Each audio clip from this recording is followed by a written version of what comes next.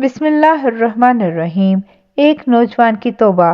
حضرت جابر بن عبداللہ انصاری کی روایت ہے کہ ایک انصاری نوجوان نے اسلام قبول کیا جس کا نام سلبہ بن عبد الرحمن تھا۔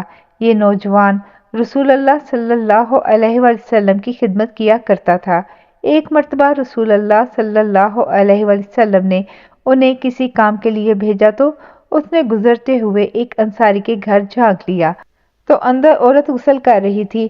اب اس نوجوان کو خوف لاحق ہوا کہ کہیں ایسا نہ ہو کہ میری اس حرکت کی رسول اللہ صلی اللہ علیہ وسلم کو بذریعہ وحی اطلاع ہو جائے، لہذا خوف اور شرمندگی کے باعث وہ واپس بارگاہ رسالت میں حاضر نہ ہوا اور وہاں سے بھاگ کر مدینہ کے پہاڑوں میں جا کر چھپ گیا۔ جب اسے غائب ہوئے 40 روز گزر گئے تو حضرت جبرائیل علیہ السلام نازل ہوئے اور فرمایا، اے محمد صلی اللہ علیہ وسلم، آپ کا رب آپ کو سلام کہتا ہے اور یہ کہ آپ کی امت کا ایک شخص ان پہاڑوں کی اوٹ میں چھپا مجھ سے پناہ کی درخواست کر رہا ہے۔ رسول اللہ صلی اللہ علیہ وسلم نے حضرت عمر فاروق رضی اللہ تعالیٰ عنہ اور حضرت سلمان فارسی رضی اللہ تعالیٰ عنہ سے فرمایا کہ تم دونوں جاؤ اور اس نوجوان سلبہ کو تلاش کر کے میرے پاس لاؤ۔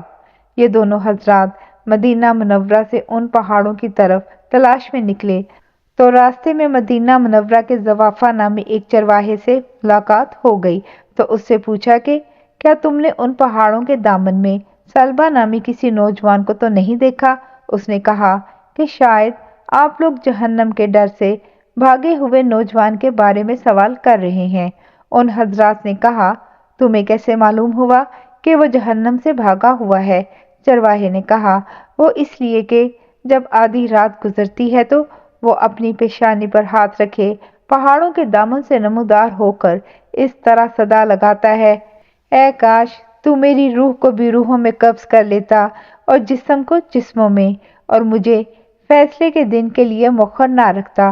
حضرت عمر رضی اللہ تعالیٰ عنہ نے فرمایا کہ ہاں، ہم اسی نوجوان کی تلاش میں ہیں۔ تو چرواہا انہیں پہاڑوں کی طرف لے کر چلا، یہاں تک کہ جب آدھی رات کا وقت ہوا تو وہ نوجوان حسب معمول اپنی پیشانی پر ہاتھ رکھے نمودار ہوا اور وہی الفاظ دہرائے کہ اے کاش تو میری روح کو بھی روحوں میں قبض کر لیتا۔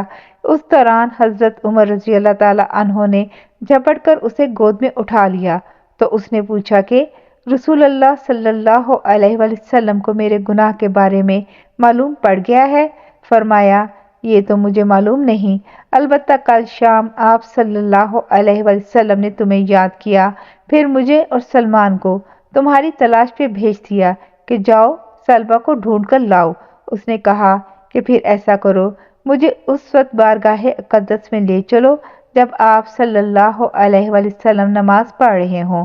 حضرت عمر اور سلمان فارسی اس کو ساتھ لے کر چلے اور پیچھے صف میں کھڑا کر دیا۔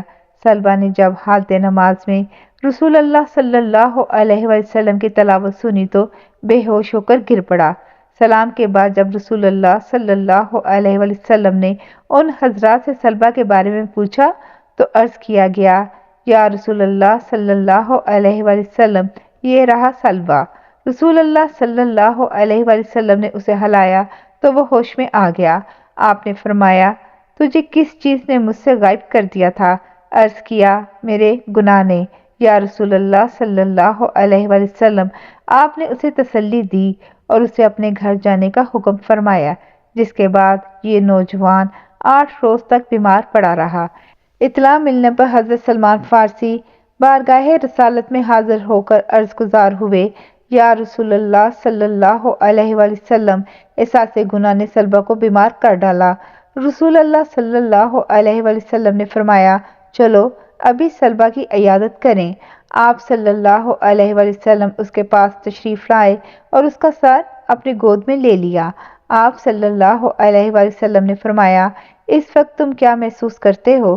اس نے فرمایا، یا رسول اللہ صلی اللہ علیہ وسلم، مجھے ایسا محسوس ہوتا ہے کہ میرے جسم کے گوشت میری کھال اور میری ہڈیوں کو چیونٹیاں سی کاٹ رہی ہیں۔ آپ صلی اللہ علیہ وسلم نے فرمایا، کوئی خواہش ہو تو بتاؤ۔